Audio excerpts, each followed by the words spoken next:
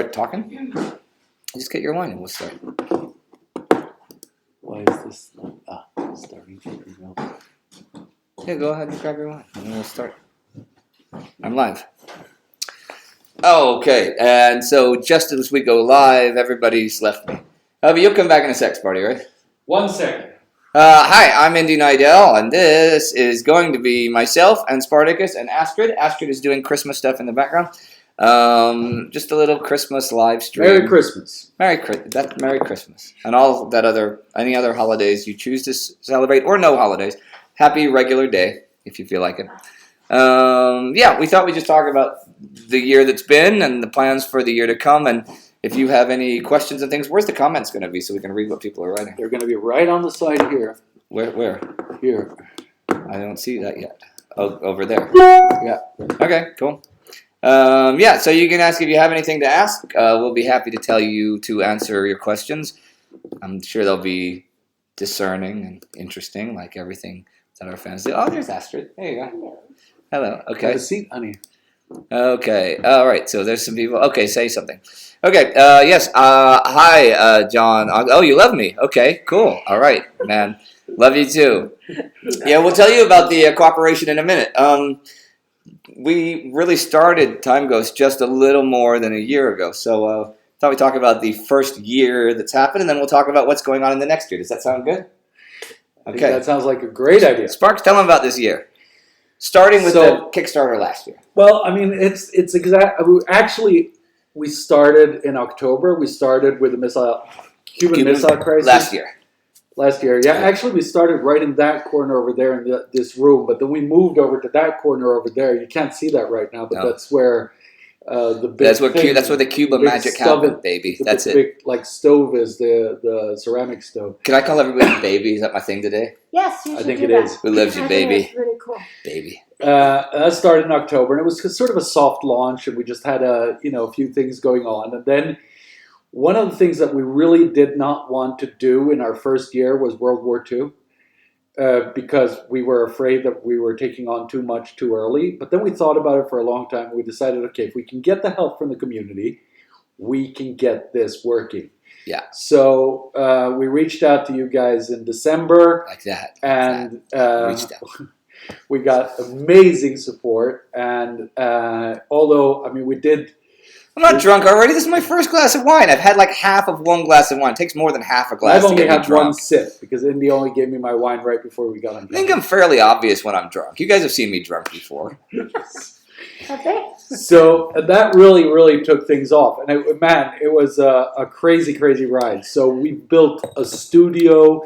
We started off with a very ambitious plan to start with cooperations really from the get-go. That turned out to be really, really difficult to organize. Not only that, the further we dove into the war, the more we realized that the first months of the war are not so suitable for cooperations yet because it's really starting to build up. And the time when everything starts getting really crazy is at the end of the day in 1940. But we have our first regular. Well, we did one collaboration with Chieftain. We did. We'll do some more. We will start doing regular collaborations with the Tank Museum Bovington, starting soon. And also, we'll be starting doing a biography series. Yep. And you guys have asked this so much. And yes, we're going to do a special. The first one coming out is actually going to be about Simo Hayek. And we're writing on that right now. That is to say, Simon Whistler. Because Simon Whistler is going to be doing biographies with us, so we thought we'd like his style and stuff. That'll be cool. So the regular collaborations. Asking exactly that. What? So are there going to be biographies about not so very known people? It's funny because Indy and I were talking about that yesterday, and it's our goal, of course, to cover as many as possible. But if those are the more fun ones, so the people, if you know all about someone, what's the point? I mean, do we have to really do a really long biography of Adolf Hitler? Because nobody knows anything that ever happened to Adolf Hitler. Pirate the Creator asks us if we support a gamer revolution in which gamers finally seize their rightful place in society as a superior group of people. I would say... He's not talking about gamers. It's Gamirs. It's people from Gaume. I think that's a little unfair to the other ethnic peoples of Gaume. But Yeah, well, maybe one day if they're rightful place in society. But gamers, that's a different thing entirely. The first kill tonight, The first kill tonight. and sometimes. Who was killed? Okay, the specific plans for the specific biographies, we don't know what we're going to be doing for the next however many years the war lasts. Ooh, don't want to give it away too much. Maybe just 6 months. Maybe it's only 6 months of bios. But these are the regular, with the Tank Museum and with Simon Whistler. These are the regular collaborations that will begin soon. In already just after the New Year's. What else about World War II do we? Well, we'll be starting several spin-off series. The War Against Humanity will be spinning off. The regular episodes, as the war grows, instead of just making a bunch more uploads to explain the weekly stuff, since you're going to have North Africa, Europe, the Pacific, Asia, everything, there'll be longer episodes eventually, but we don't want to overflood people. But of course, it'll still be at least once or twice a week, And Small Mustache Man, that's a weird handle you got there. We see you in the comments, and we appreciate your constant commenting, which we really, really like. And he asked, when will Out of the Foxhole start? And the fact is that we've gathered a lot of questions already. We won't have time to shoot Out of the Foxholes because we didn't have time to prepare and do all of those things during the Christmas shoot now. We're shooting a few World War II episodes, actually all the way up into February. Into early March, hopefully. Early March, maybe even. But I'll be here again for a few days in mid-January, and we'll shoot the first few Out of the Foxholes then. So they'll come out in February.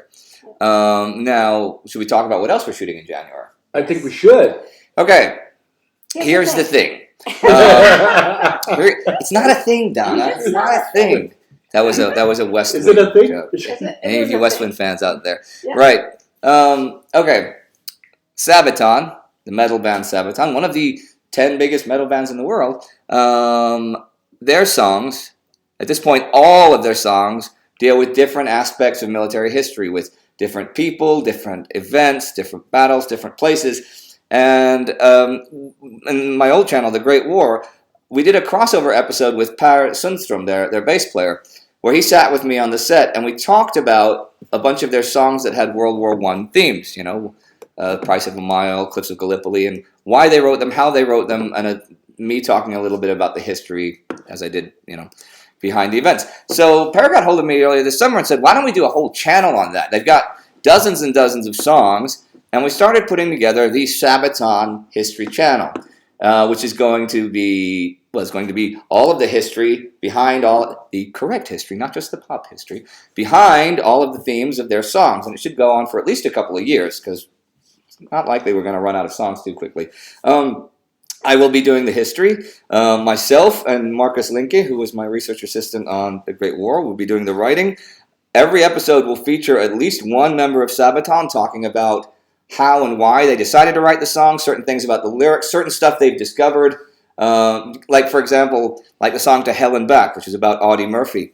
Audie Murphy's, descendants got hold of Sabaton, so they have all kinds of great stories about stuff like that. Things like that will feature in the episodes. There will be bits of Sabaton music, including sometimes bits of unreleased music, so people who are Sabaton fans can hear stuff before anybody else in the world gets to. And February 7th is the date the first episode is going to come out. And Astrid has built the coolest set in the whole history of the world and space and time for the Sabaton History channel. Tell them about some of the stuff there. What have you done?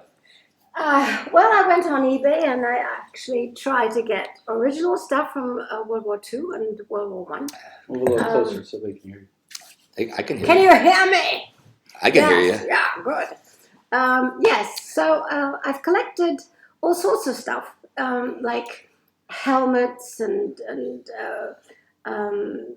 you Just will see it. stuff, It's war just- stuff. It's stuff. It's really stuff. cool. It's and we had I actually did some photos. I think they're on Instagram, right? Are they? Are some of the Yeah. No, we don't. We haven't put anything up yet. Okay, well, we can do that. We'll get Joram to do that tomorrow or something. Yeah. Okay. It's really So you can cool see some stuff. photos of all the cool stuff. Like right now in the little cabin where I stay when I'm here, There is a M1913 Patton cavalry saber. There is an AK-47 model. There is an ancient Greek battle helmet, complete with a little mohawk of feathers and stuff. So there's all kinds of cool stuff. It's going to be really good. And the Sabaton guys are really excited about this. And I met with them 2 weeks ago with the whole band and with the crew, and we talked about the series and made some plans for stuff. And you assume when you meet a group of like 20 people, there's going to be a couple that are kind of jerks and something, but no, every single person, including the security, the crew, their social media people, they were all really cool, and the guys in the band are really cool. And I think it'll come across in the episode. So this is really exciting for us, right? Yeah. So yeah. So it's really important to note though, and to know that this is a new channel. And it's Sabaton's channel. This is like one It's of not our channel, it's Sabaton's channel. We're helping them do it. Indy's hosting it and writing it together with Marcus, and Astrid and I are producing it. Astrid, of course, is doing all of the nice visual stuff, and I'm taking care of the post-production process. Yoram is going to be doing the whole community management and all of that. But it is a separate effort that really goes back to, Per told us the other week, actually, that Per and Joachim have been dreaming about this since like almost 20 years, as long as the band exists. Yeah. They wanted to do a documentary, to do something like that.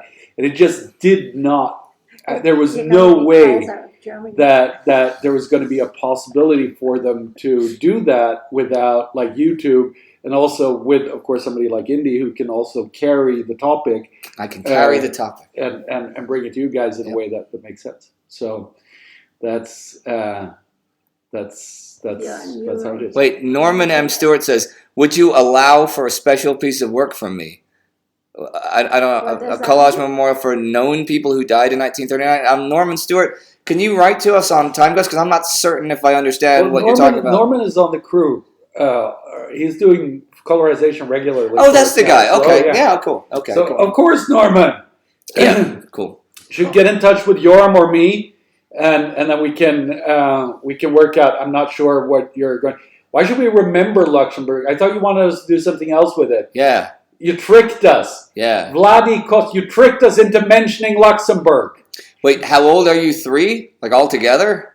150. Something like that. Maybe a little more. Something like that. Mark Cotton, I saw, is this the mail you sent just like 2 days ago? We saw it, but since we've been filming, it's Christmas. We'll get back to you, I guess, on the 26th, something like that, yeah? And it's funny, I thought about you today, Mark, because we're shooting the episode of where the cracking of the Enigma starts. Well, yeah, that's a February... Yeah, spoilers. But it's the January 26th episode. It's January 20th. What is that episode? I don't know. I haven't seen it yet. I have no idea what you're talking about. Okay. We make a special about military law and international law. We won't make a special. It'll be part of a whole series. Yeah, sure. Well, Tito, it's funny because we did a special about Tito in the First World War. So obviously we're going to do a special about Tito in the Second World War. And Mark says cool because Mark is cool. So. But it'll be Mark works with he does a podcast for Bletchley Park, and we're definitely going to be doing some work with him for a while. So yeah. Okay.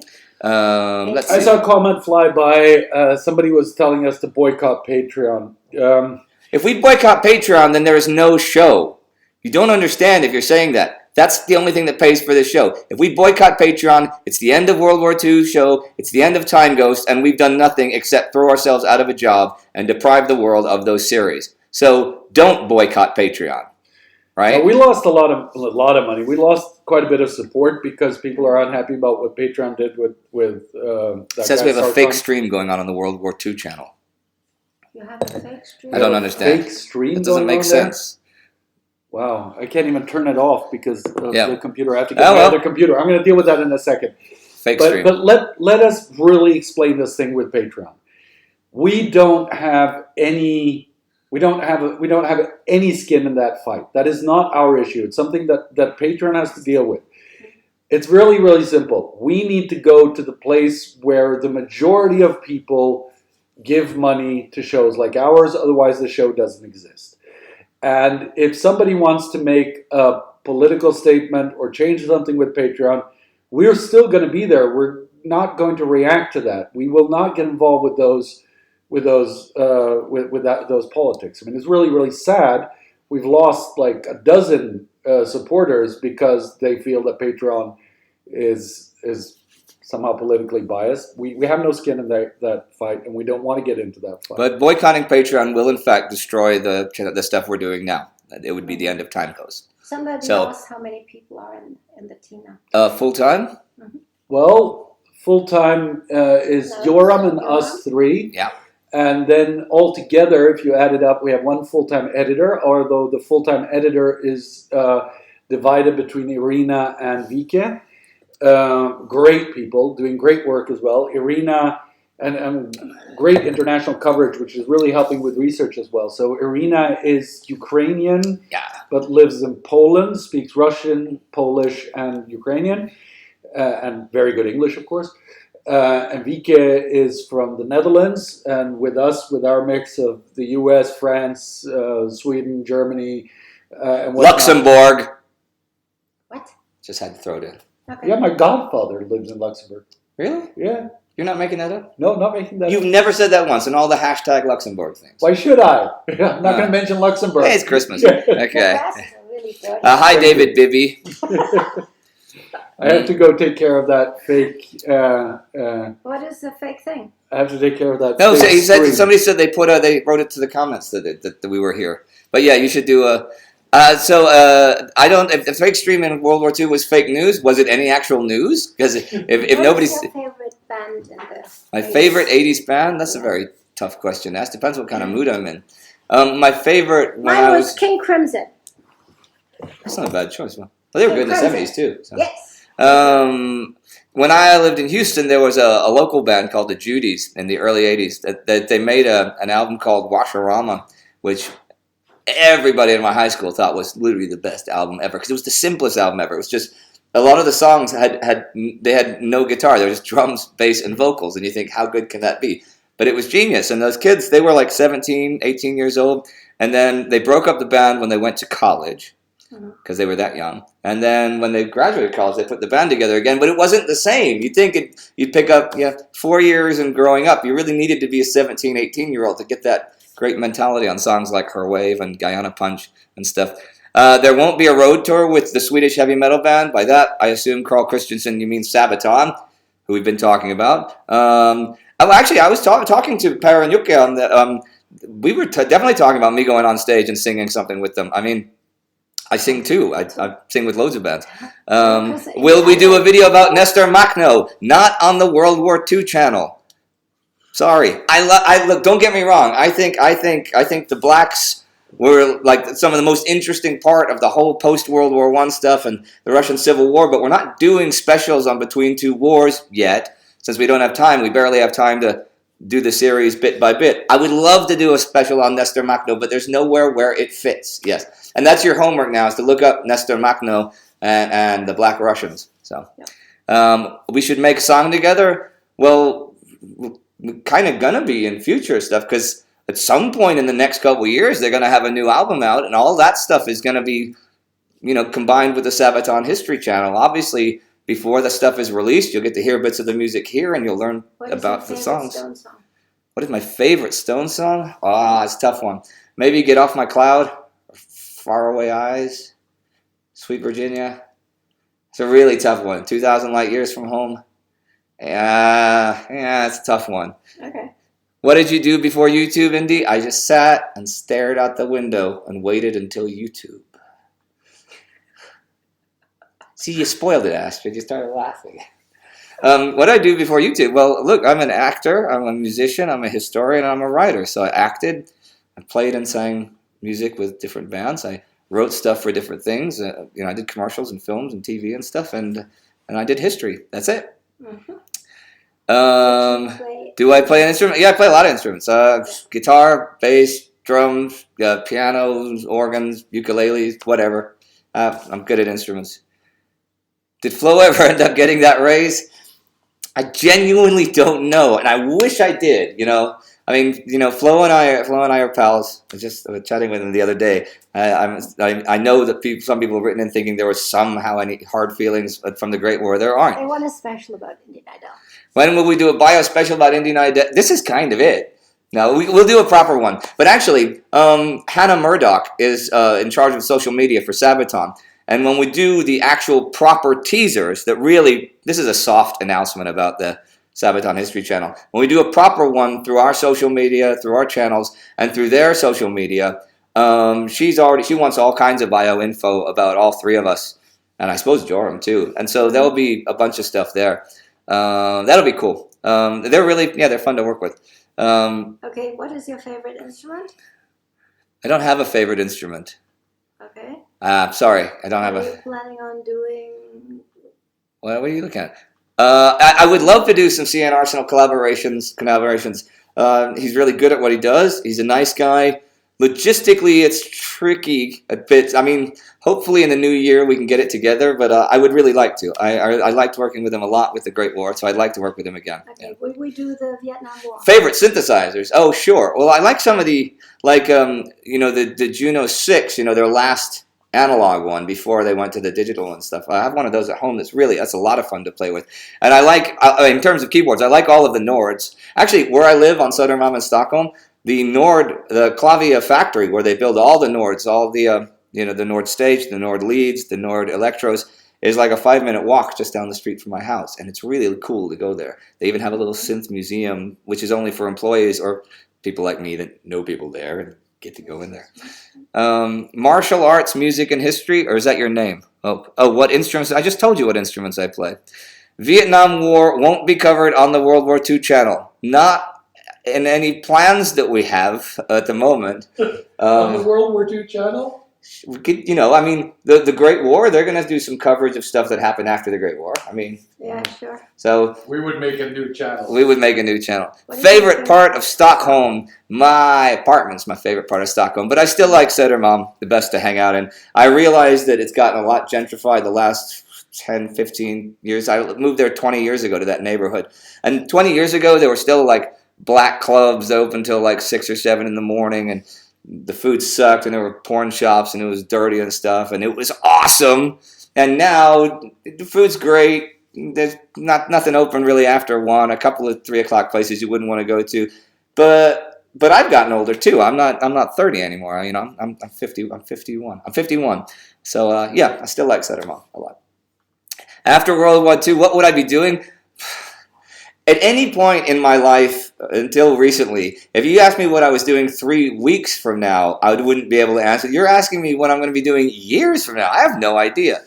How are we competing with the Great War? How are we competing with the Great War? We're not doing the same thing as the Great War. No, we're not competing with the Great War. This is not a zero-sum game. It's not like if someone watches one channel, then they can't watch another. You can watch, that's YouTube, you can watch as many channels as you want. So absolutely not competing with the Great War. I wish them all the best. I wanted to leave because my plan was to write the First World War in real time from the beginning, from July 28th, 1914, until November 11th, 1918. And I did that. And that's all I wanted to do. I didn't want to write 1919 and 1920, so that's why I left. Well, what will I be doing after the Great War? This is what I'm doing after the Great War. Crosses growing. Will I cover the 100-Year War every week? Of course I will. I mean, after we're revived from the cryogenic sleep in I guess it'll be 2276, something like that. Yeah, we'll go to Mars and we'll do the 100 Years War week by week. That'd be fun. Yeah. So yeah. Oh, on Mars, though, Christmases will be different times because they have a different number of days.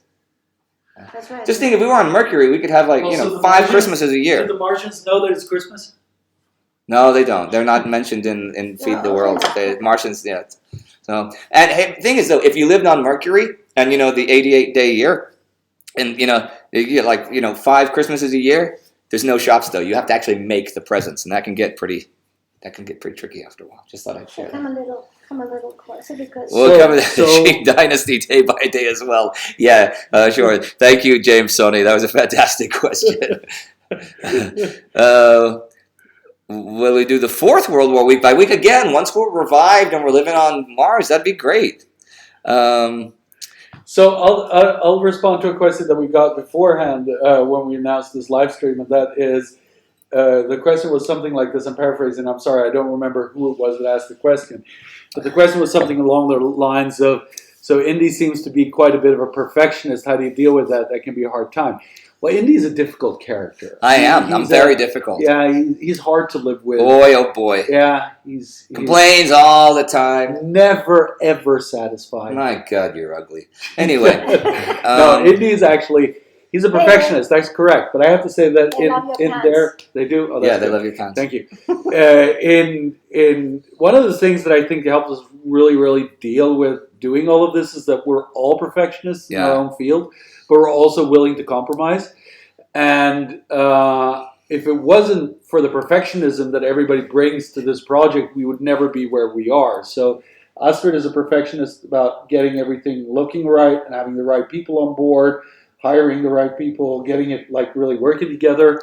Indy's a perfectionist when it comes to his presentation, and I will. Even if directors and people are like, "Oh, that was great." If I don't think it was great, I'm going to do it again until I think it was good. We're both perfectionists with our writing, and we hate it when there's something wrong and it isn't exactly the way we want it. We try our best to get editing. I mean, editing is a little bit of a technical and money challenge. So we're compromising there a lot. We would like that to be better, but that is getting better. Now we've got like eStory working with us and stuff. I mean, how cool are the animations that eStory's done? So that's just genius. So we're doing our best to improve that on a daily basis. And as a matter of fact, this is what we really, one of the things that we really love with what we're doing, and we discovered while we were doing the Great War as well, very early on. Working together with you guys, the community, helps us to achieve that level of perfection that we want, because not only because you're giving us money through Patreon and whatnot, but because you're also giving us immediate feedback on what can be better and how we can look better, and also new ideas, and feeding the whole system with your input is a really important part. And we want to take that to the next level with TimeGhost. That was one of the earliest things we said. So you can see some of that going on right now. And I want to give a shout out for that, because Yoram has started something that's really, really great. And please do go to the TimeGhost Army at community.timeghost.tv and check this out.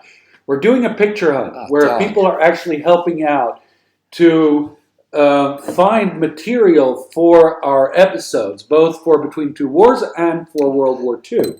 So how it works, basically, we publish a list of stuff that we're looking for in order to make that episode complete.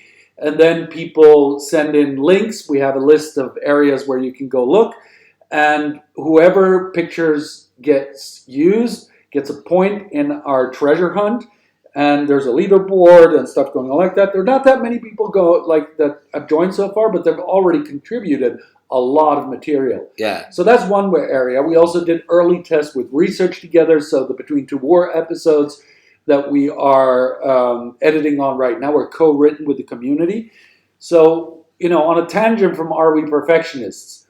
Well, yes, to some degree, but more than anything, we're strong believers in teamwork, and that you guys are part of the team as well. Because without that joint, shared perfection, we would not be where we are. And what we really love about you guys is that you keep us true. You check us every time we put up a video. Couldn't ask for better fact checkers. That's the way it is. Even when you guys are assholes about it. Wow, it's true. It is, yeah. Hey, somebody's written in like 4 or 5 times, like, what is our political stance? My political stance is completely unimportant and irrelevant to anything that comes out on this channel or on the World War II channel. And if I made it a point, it could only color the channel in a way that would either alienate people that would not be alienated watching the war otherwise, or would convince people that I was saying things with an ulterior political motive. So don't ask. I'm not going to tell you. It's irrelevant to the work we're doing. And I'm going to add something to that, because I deal with a lot of the comments that have to do with current politics. Please, guys, do realize once and for all that the politics of 1939 and 1940 cannot be taken one-to-one and ported to 2018. No.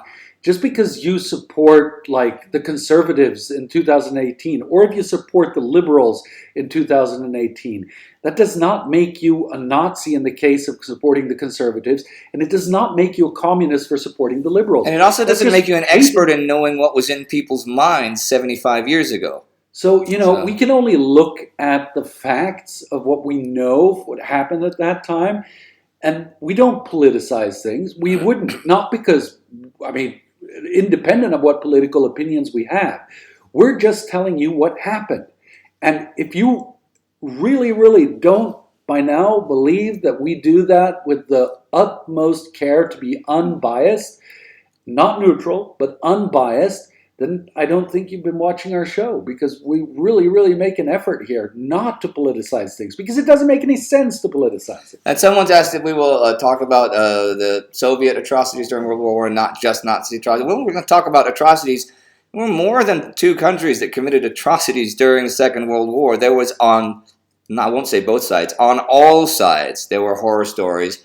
And some things will be covered in the regular weekly episodes, but most of that is what the series, which will be beginning in a few months, The War on Humanity, will cover. We wanted to keep that specifically separate as a major thing from the regular weekly World War II series. One, not just so we have to spend so much time going into it that I take away from telling the story of the war, although one is important for the other, but 2, can you imagine what the comments are going to be like on that series? On either side, you know what YouTube commenters are like.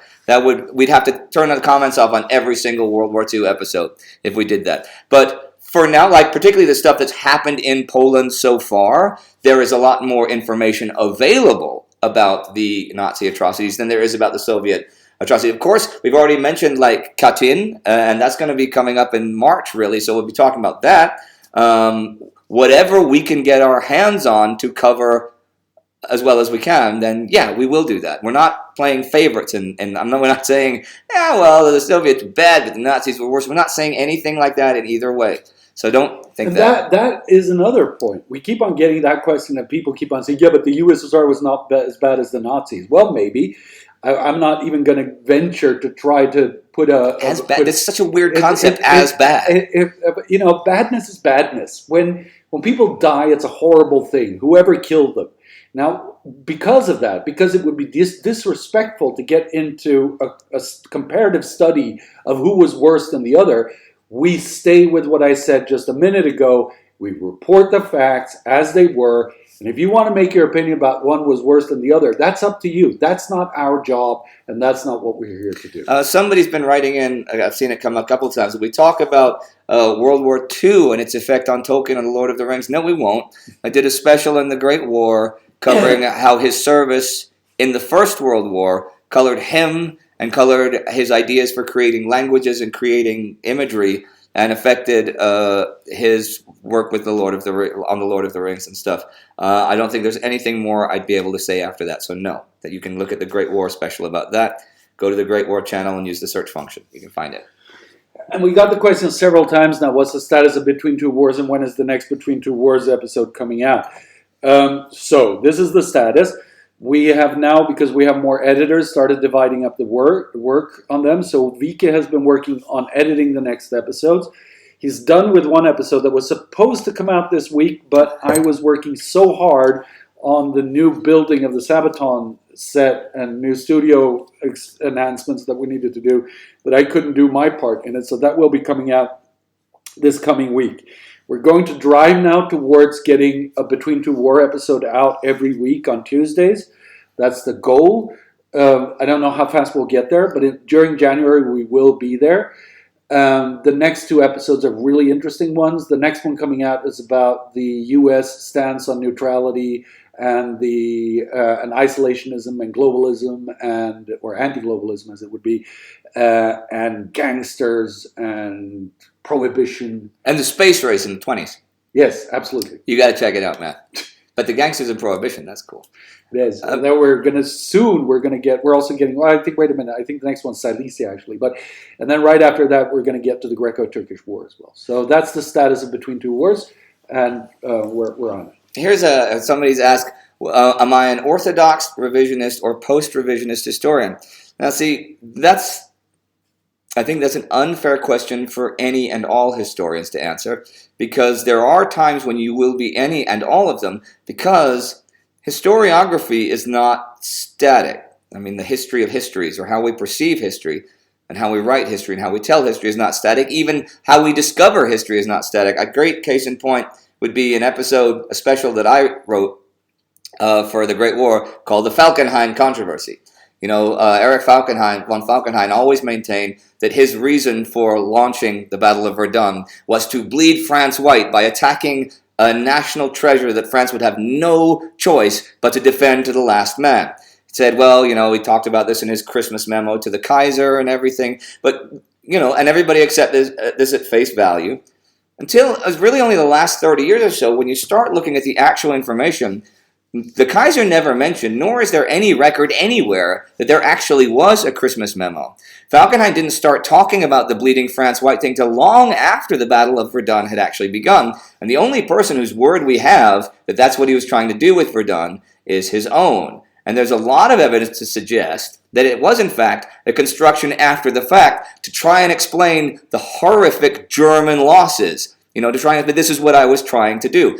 Having said that, Falkenhayn did keep his cards quite close to his chest and often didn't talk very much to his inferiors, or even any superiors he had, about what he was doing. But the consensus has been more and more the last 30 or 40 years that this was in fact a post-fact construction by Falkenhayn to explain his failure at Verdun. That would technically be a revisionist history, but it's a revisionist history because new history has come to light, and it's a different analysis of the background historiography. It's not revisionism in the sense of saying, well, you know what? I've decided that this country was the good guys in this war, even though people never said that. No. Sometimes I am an orthodox historian. Other times I am revisionist and post-revisionist. I think you have to be all three to be a successful historian. I mean, just tying on to what Indy said there, you have to realize that historiography has gone through an enormous amount of development in the last 100 years. So it's not just Indy who's having a hard time nailing himself into one of those pigeonholes. Most historians do today. Maybe, some are obviously revisionist and some are not, but the majority of historians are going down a different path, which is really the adoption of a new philosophy, which might be called revisionist if you like, but which is going back to the sources. Historiography, looking at the original sources and only reevaluating based on the original sources, not based on opinions by other historians. Right. And that's something that really changes things. And also the whole zeitgeist theory development that's been going on for the last 200 years. TimeGhost theory, yeah. Going on for the last 200 years, where there's like more and more consensus, it's almost complete consensus by now, that it's not men and women who make history, but history that makes men and women. Right. So we got a question here. Will super chats be available on other chats? Yes, probably. We're kind of like in the middle of the Christmas thing here, and so that's Astrid. Goodbye. Can I? Yeah, I thought so. Oh, you go. You gotta. Okay, you got work to do. Because Astrid has stuff to do. We have to excuse him. Yeah. You like how I'm always so well presented and very respectful? Fuck yeah, man. Yeah. See what I did? That was somebody wrote, are we going to focus more on the Soviet Union in World War II than most Western histories? Have we not? I mean, Soviet Union has played a huge role, a quarter to half of every episode since the beginning, basically, yeah? Right? I maybe I missed something, but yes, of course we will. We will very much talk about them. Will we make specials about the planes, bombers, and fighters? Sure. There will be aerial warfare specials. There will be. We have an idea for a naval series that will start in the spring. We'll see if we can get that going that soon. Definitely stuff about all the different tanks. Sure. On StewTube. Okay. See you later. Will there be merch? Oh. What? Oh. No, they said goodnight to you. They said, do I drink real whiskey in between two war episodes? You mean like at the very end when I'm drinking something? Did I? Oh, I did. I did in the at the very end of the Cuba crisis. Yeah, you did. I had real whiskey, and I had real beer in between two war episodes. When I sang, I'm prosit, yeah. It was So Weisbeer, though. it was Weisbeer. Yeah. Yeah. So, and Carl Christensen asked a bit back if we were going to deal with world trade and with isolationism and whatnot and its impact on World War II in the Between Two Wars series. Well, yes, just like I said, one of the upcoming episodes, I can't remember if it's the next one or the one after that, is about prohibition, but also about isolationism and anti-globalism in the 1920s in the U.S. We already also talked about it in the Carving Up the Middle East episode, where we talk about the effects of the reversal of colonial trade from being away from the colonies towards the colonies, and how that affected British trade and whatnot. And Seth Hansen and several other people have asked if we'll do the Suez War. That's actually on the list of some of the miniseries that we might make when we get a little bit more resources on our hands. I mean, right now, we're still not at the level where we can handle everything that we've already taken on. Although we're, thanks to you guys and your fantastic support on Patreon, we're already a lot closer to that point because we've been adding more resources, and Eastery is on board, and Vike and the Arena and Yoram, all thanks to you guys. So that's already there, but we still don't have a crew big enough to handle both Between Two Wars, Dictionary, and World War II at the moment. And now we're also adding Sabaton to all of that. That being said, Sabaton are the ones who are really giving us the resources to do that because it's their channel. It's their channel. Yeah. Somebody yelled, Indy Sparty Astrid, will you interview some World War II vets? I would imagine so, but there are no specific concrete plans to do that at the moment because that would have to take place outside of the regular weekly episodes. At the moment, that's the main thing we're focusing on until the channel can grow enough to maybe we could one day have a spin-off series that is only interviews with World War II vets from different countries. That would be great, but we can't guarantee that'll happen, and I couldn't say when that would happen anyway, although it would be cool. All right? Die Hard and Die Hard 2 are both Christmas movies? Yeah, of course. Who said they weren't? What's Christmas without a Die Hard movie? So what, Adam? You're saying that we should skip Battle of the Bulge because we got Battle of Brother. First of all, what is Battle of the Bulge?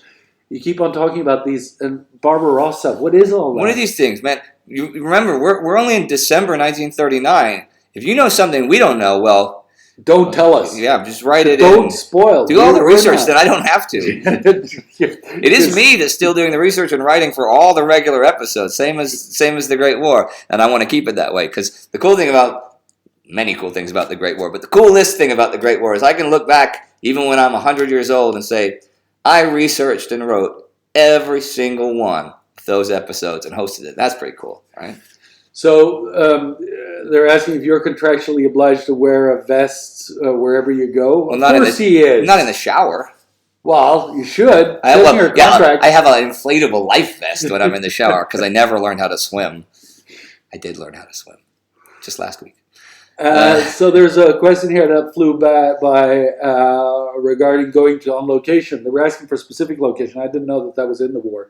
Something called Iwo Jima? I don't know, but we'll go on locations when we know that. Hang on. Why did we start World War II and we haven't finished Between Two Wars? Because if we had not started World War II when we did, there would be no World War II series. Because Between Two Wars, while I think it's really interesting, does not have the popularity factor of the Great War or World War II and was not growing enough to sustain itself, even just itself, not even us, financially to pay for the editing, to pay for even me coming down to film it. So we wanted to do Between Two Wars and then do World War II, but we had to start World War II or again there would be no more TimeGhost. That's it. And several people have asked if there will be merchandising. Well, yes, we're talking about it today. You know, what socks could we do?